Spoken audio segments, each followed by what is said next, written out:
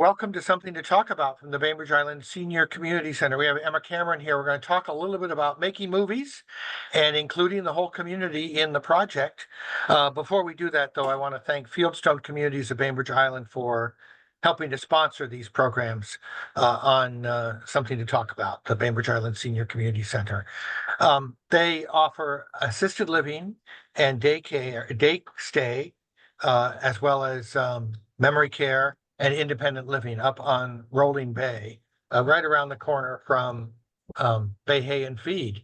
And so I invite you to take a look. You can go on their website, fieldstonecommunities.com, or you can take a tour. To do that, just call 206-594-1010. Ask for Celia or Jamie. Lunch is on them. Also, I would like to acknowledge that we are meeting on the ancestral homeland of the Suquamish people, the people of the clear salt water, who have lived here since time immemorial. We are grateful for their stewardship and for their willingness to teach us about being better stewards of these lands and waters.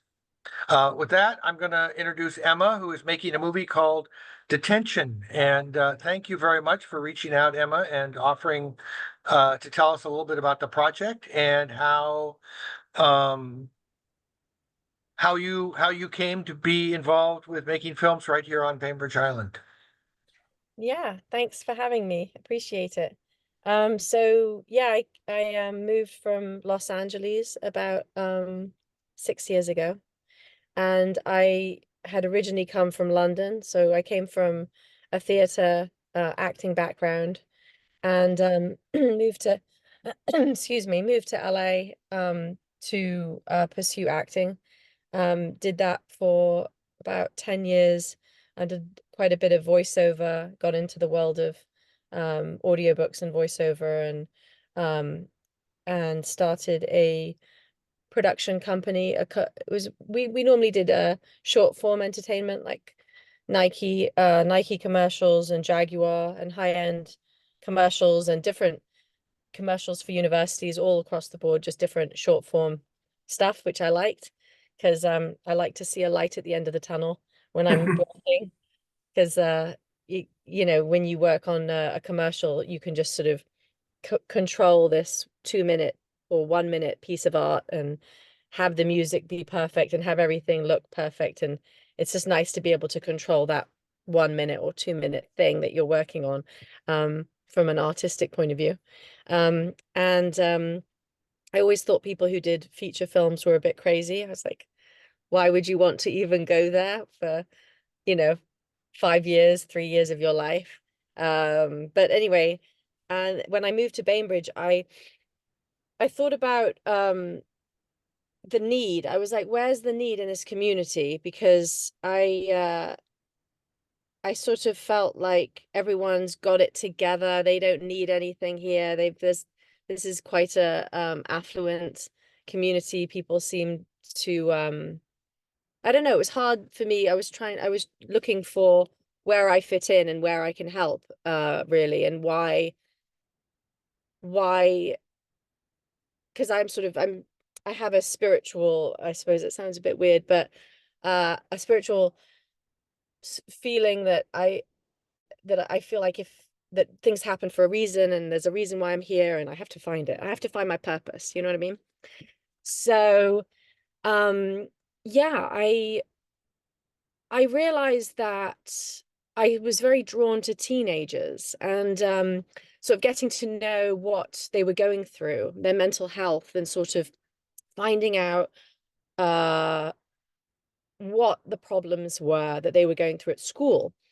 And so I did some commercials here on the island, and I got to meet some teenagers who ended up wanting to take acting classes with me, and we did film classes and stuff like that. Got to know them and got to know a little bit about their life and what was going on at the high school. And that sort of inspired these characters in the film that I wrote. So about a year and a half ago, I started writing a feature film that was very loosely inspired by The Breakfast Club. And I just thought, I love The Breakfast Club. I love John Hughes movies, and what a great idea to be able to shoot a film all in one room. in terms of logistics and budget and all that. It would just be very good to be able to do that. So I started writing with that in mind. And then as I wrote, I started developing the backstories of the teenagers more and ended up not staying in that room, but sort of branching out. And we see all parts of Bainbridge Island, which was good because Bainbridge is beautiful. Um, and yeah, and developing more sort of the why they did what they did, these four teenagers. So, and it deals a lot with mental health and society types, society sort of pigeonholing you into a type early on in life. And Um, it sounds like something that having raised kids on Bainbridge is a challenge for a lot of kids because you mentioned that affluent sort of successful vibe, which is the veneer mhm, of where we live, but I don't think that everybody fits into that story. And mhm, yet, if you're growing up here, you might feel as though you should. And yeah, if you don't, then you're a failure. yeah, So, and of course, teenage is a perfect time of life to not sort of have the perspective on that. And it's a dangerous time yeah. given Yeah. that. Yeah, there was one girl during the pandemic, there was one girl who'd come to my house and she came, I knew her through somebody else, and she came and she said, look, I really want to earn money. I have to earn money. I need a job. And I said, well, what do you want to do?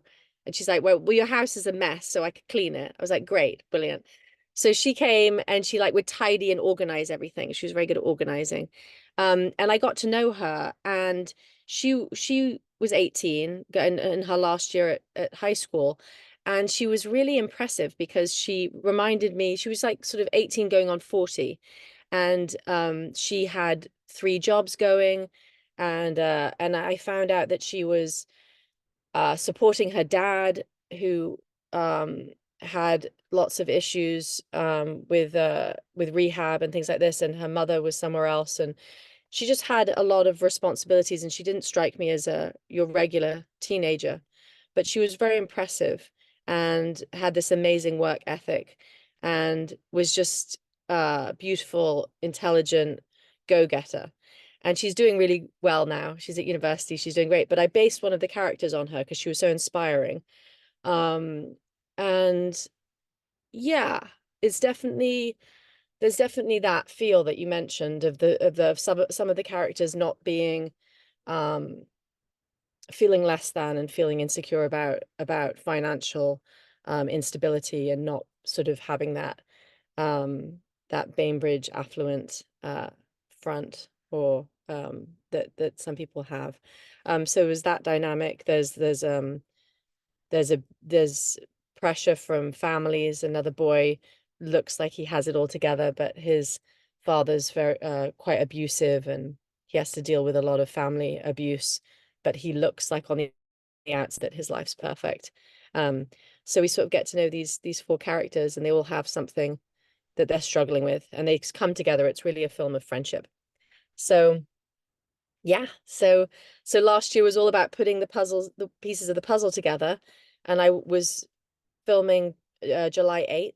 July 8th last month was my start date, and I was supposed to raise $460,000 to shoot the movie. And that was including my post-production budget. And I didn't come close to that. I ended up with, what did I end up with? I think 120,000. And we had a cinematographer from LA who teaches at Loyola Marymount Film School, and he's amazing. And he came up and taught and mentored um, some of the young kids on the film set. He was the perfect cinematographer to work on this project because he has this experience with teaching cinematography at Loyola Marymount University Film School. Can And you say more about that idea that you're using the production process, not only obviously to create the feature film, but also to introduce young people to the Yeah. teach them how the business works and how they can play a role in making this feature film. Yeah. So, yeah. So originally I had, um, I had a bigger vision with what I wanted the mentorship program to be. I wanted it to have 12 people on the mentorship program originally. Um, and and then, but in actuality, when we got a grant, which helped us with some of it. But in the end, we had how many people? We had three people on the mentorship program, and then we had young people who were young, but they didn't fit the mentorship program because it was supposed to be for people who could not afford film school. That was supposed to be the mentorship program. People who want to learn filmmaking, who cannot afford film school. And so those were the people who I wanted on this film. And we ended up with three. And that girl I was telling you about, who inspired the whole one of the characters, she was one of my three, which was really lovely to have her, be a part of it in that way. It was really cool for her. And yeah, it's special for me to have her there.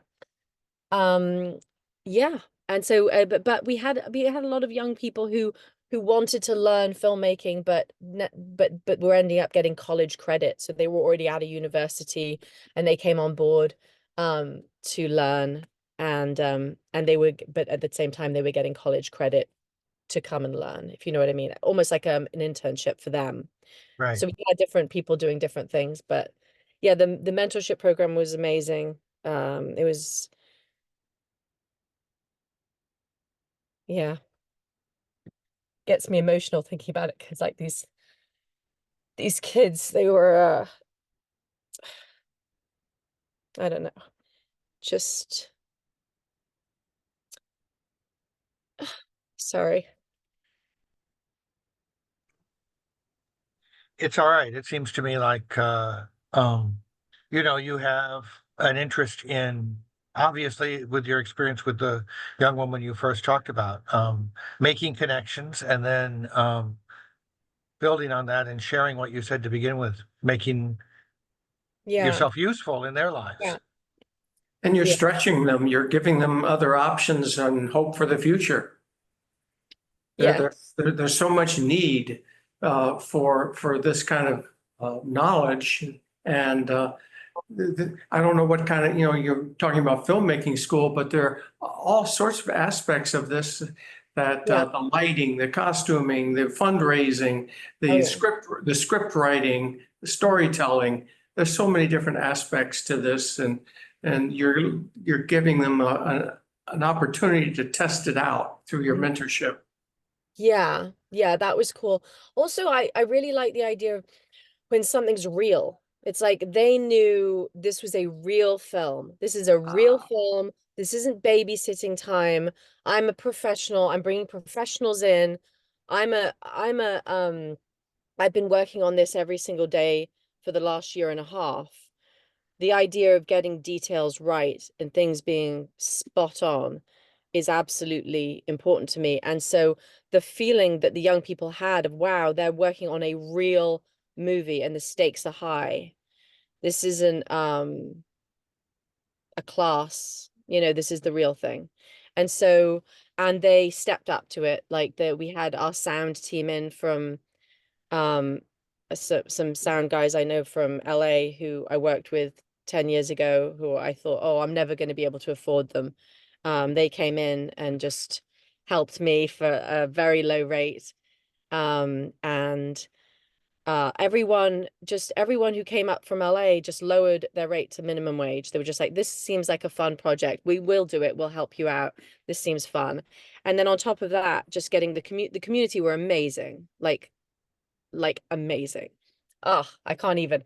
Like, okay, so Pegasus Cafe, they gave us coffee and breakfast for the entire shoot. So they saved me $10,000 on my production every single Wow. day. Yeah. Um, Almost all of the locations that I got were donated from friends of mine. Were like, oh, I have a beach house. You need a fancy house like with a patio with an ocean view. Please film at my house for a few days. We would love that. Um, we had just such generous people. I had people who were like, oh, I know you have out of town crew coming in on cast. Please, here's my guest house for a month.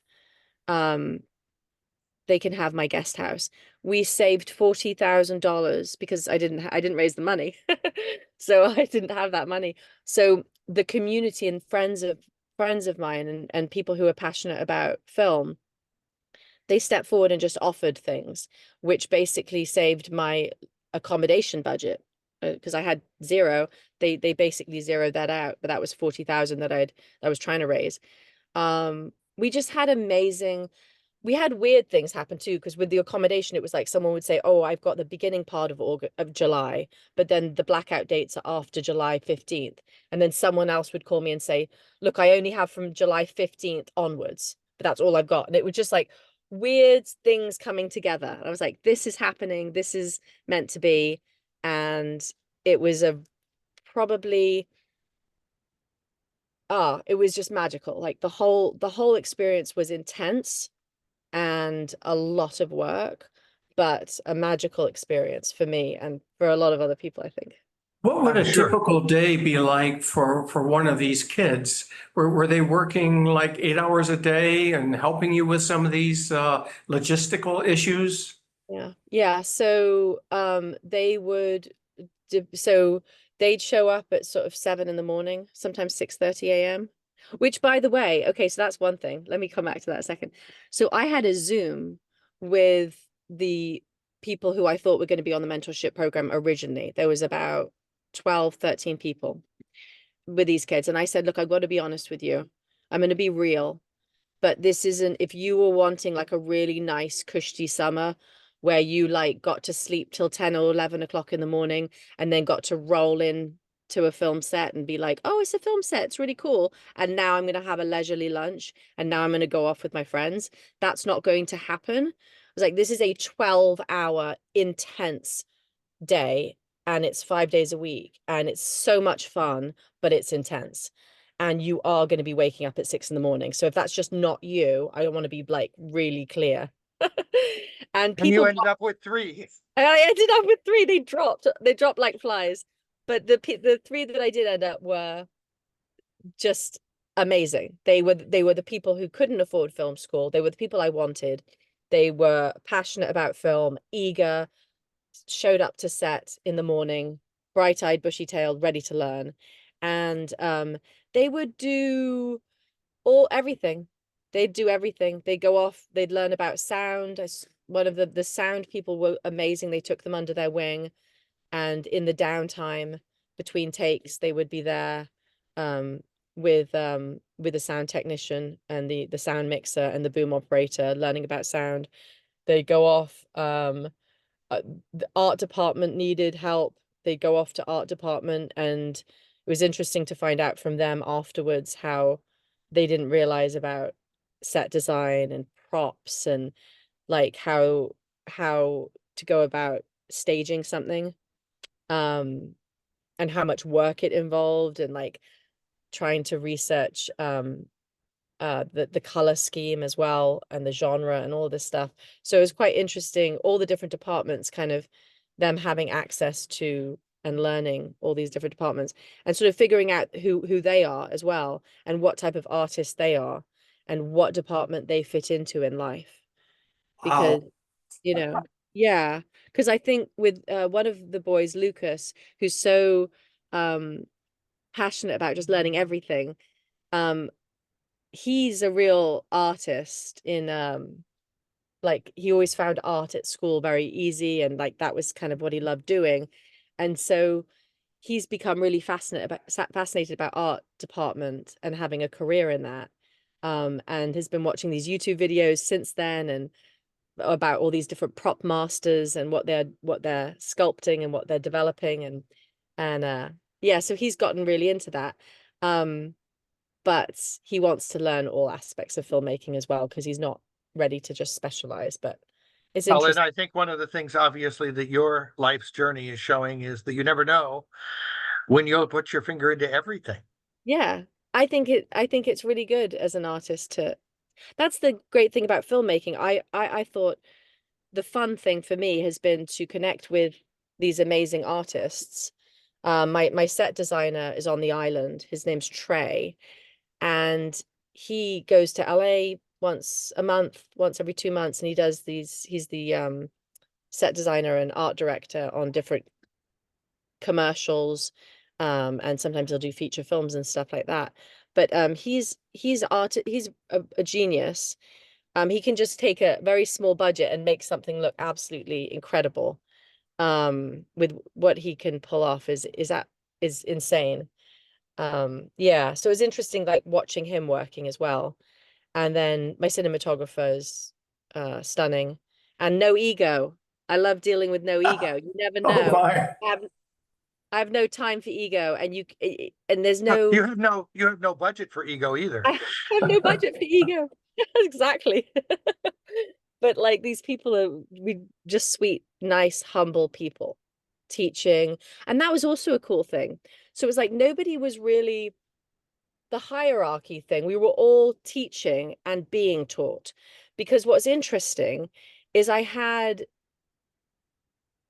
this vision for my film set. I was like, in an ideal world, I will have young people and old people. I will have a mix because I'm very passionate about age diversity in our society and how it's messed up, how we don't have enough age diversity within the culture. We're all very segregated, I think, in that regard. Mhm. I don't think it's good for mental health on either end. And so I wanted, and I had seen this YouTube video in England that really inspired me about like this seniors center home, whatever the people were living in. And this 18-year-old boy would come and he worked there and he was playing the guitar and then he formed a band. I don't know if you ever saw that, but it was a video that went viral. And anyway, these people, these 18, 19-year-old people had been in a band in their, in the past and ended up forming a band. And it was absolutely amazing for their mental health and feeling happy and feeling like they're contributing again. So I had this idea that I wanted older people on my set. And I ended up with two people who uh were absolute legends. One was a producer in Hollywood and did Michael Mann movies, Billy Crystal movies, um, uh, Pearl Harbor, like massive budget movies, all different. He's had a career. I don't know how old he is, but he became one of my best friends and my mentor. And so I would come to him. He was a UPM and an AD and a producer most of his life, but he's retired. He's long retired. And I was like, you need to help me. You need to come to set and help me. I need you. And he came every day. And it was so calming having him there because we knew it's like when things happened and when conflicts happened like they do, artists saying, I think we should have this shot or whatever. He was there as kind of a calmness to say, look, you're going to go over budget if you don't make a choice. Or he was just there as this sort of person who'd been there, done that, bought the t-shirt a million times, and was just a lovely, great energy and wealth of knowledge. So we were really lucky to have him. And then his wife was a makeup artist and they live on the island, had retired. She came to set every day, at 6 in the morning and basically 6:30 and did makeup and consulted and helped with the teenagers. So she's amazing as well. I mean, Are so you we just pretty, had. are you pretty much done with shooting now? Are you in post-production? Yeah. Yeah. Wow.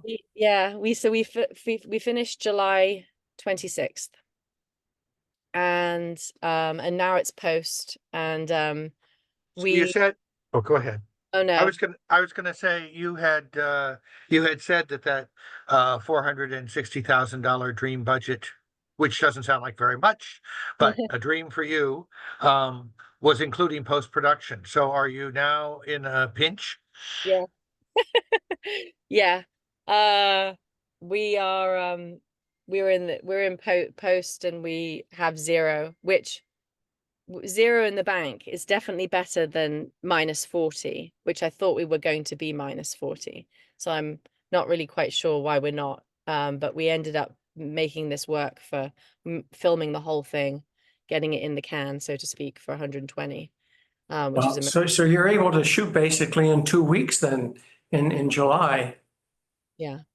prime time. Yep.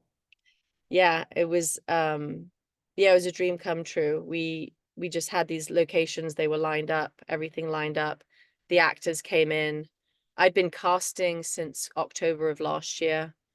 I finally found my 4 leads, and just schedule, everything kind of worked out for everyone.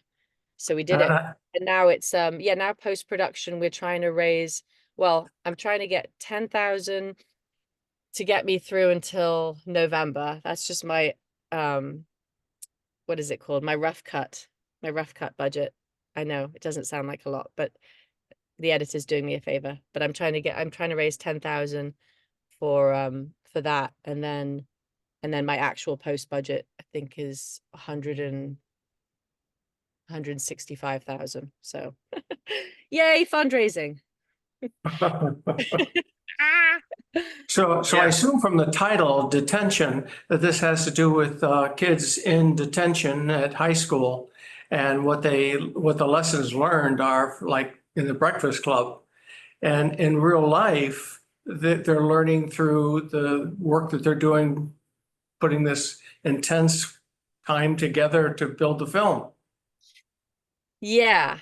Yeah, lots of crossover there. But really, I mean, they get to detention, but they realize that because it's Bainbridge Island, it's they like to do things differently here. So it's actually group therapy and not and not detention, which is every teenager's worst nightmare, is having to talk about their feelings and stuff like that. So that's the comedic element to the film, where the bad guy, or the woman who's the therapist, is also a little bit crazy because she's got postpartum depression, and she keeps on having to go into an office and pump milk in between their exercises. So they're having a nightmare, but it's quite funny. But yeah, there's it's really about friendship, and deals with mental health regarding people's backstories and what they have to deal with at home, really. So you've got a promo video, or a little promo video, and a skeletal website, at detentionthemovie.com. What other ways, I mean, obviously we're talking today to let people know about it. What other things are you hoping to do to help you get through the challenges of fundraising for the last part of this? Um, I don't know. I'm hoping to raise 10 so I can get my rough cut. Once I have my rough cut, then I have a trailer to show people. I think that would be good. We've got also some cool behind the scenes videos from the people on the mentorship program who had a behind the scenes camera and were being taught how to do some of that. So they're working on editing that behind the scenes video, so we can hopefully show that to the community as well, to show what we've done in terms Yeah, of and the you had also, when we talked before the summer, I think, in trying to find a time for us to get together on this, you talked about the idea that you saw this as a potential way to pay forward an enterprise. At this point, are you just trying to get through this and see where you end up, or do you still have that dream? yeah, it's interesting actually, because I always thought, what's the need, and really what would be good, beneficial, and it's been evolving, honestly, because at first I thought, oh, it's Bainbridge Island Film School. I want to create Bainbridge Island Film School. We've got all this camera gear. My husband's a cinematographer, blah, blah, blah. I can teach. He can teach. We've taught at film schools. we'll do this film school, because I kept hearing about these teenagers taking drugs in the Safeway parking lot. I'm right here. It's great. But or just getting kids out of trouble, you know, from the ages of 13 to 18. It's just, you know, so I thought I would create this film school, and that would be, but doing the film, I realized that actually having something real that people can get involved in is much more fun and valuable to teenagers, I think, and to people learning than just another classroom setting. So yeah, so I'm thinking that I would want to do a film, another low budget film on the island, and include more teenagers and include more of a learning aspect, where I'm able to actually in pre-production have more kids under my wing learning as we go. But yeah, I think that's a dream. But right now I'm getting through this movie, and I've got some of the kids who helped me out, some of the young people who are still part of the behind the scenes editing, and also still helping out on the film regarding social media and marketing the film and stuff like that. So we're all kind of learning together on that one, because I'm Well, definitely, yeah, we're all figuring it out. But and yeah, it seems much different every 20 minutes. yeah, yeah. And they know more than I do, honestly. Like, I'm always asking them, wait, what about TikTok? What about this? They're like, well, we just saw this film, you know, this new way of marketing the film, and you've got to create these 30-second videos on TikTok. And, you know, it's like they're actually just as much teaching me with regard to social media. So yeah. Well, this has been fascinating, and I'm very interested in hearing how this goes, and let us know how you're doing, because I think people would love to see the movie. And and I know obviously throwing it out to the universe has at least so far worked. So we wish the best for you. Thank you. This community is amazing, and I appreciate you taking my call, whatever this is, my Zoom. Yeah. Nice to meet you. Anyway, thank you very much. And good luck. Thank you. Good night and good luck, as somebody once said. Anyway, great.